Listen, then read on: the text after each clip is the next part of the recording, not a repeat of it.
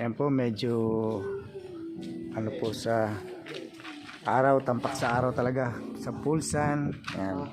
Kaya ang halaman po natin dinala ay matitibay sa araw. Pang pulsan talaga, hindi pang half shaded lamang. Ayan. Ayan po, si Edong. Talaga pong dibdiban ang pagtatrabaho ni Edong para po pambili ng gatas ng kanyang anak. Ayan. Buhay daw po ang anak, patay ang ama. Yan po ang kanyang kasabihan. Moto po yan ni Edong. Buhay ang anak, patay ang ama. Ay, oh, tama. Oh. Yan po, Edong, shout out Edong. Kaway-kaway nga Edong. Ayan, yung anak mo.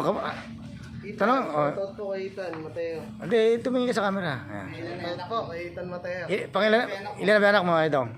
Isa lang po, isa lang. Isa lang, ayan. Sa una. Ayun. O ba, may pangalawa pala? Wala ako. Hindi, wala daw. Joke lang daw. Pag mamaya binilibag sa iyo yung mga damit mo sa may pinto, sa labas. Pagdating ko kaya alis ulit ako. Pagdating ko lang. Yan po ang ating mga kasama sa trabaho. Actually, papinis na po tayo. Ayan. Pare, shoutout ka. Oh, yan, pebbles yan. Yan. Shoutout, tayo dyan. Yan po si John Lloyd. John Lloyd. Isang ano sa camera to. Mayayain mo ka.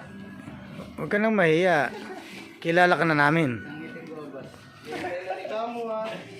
Uy, gago. Shout out po. Ganun daw. And God bless all. Pupo siya na.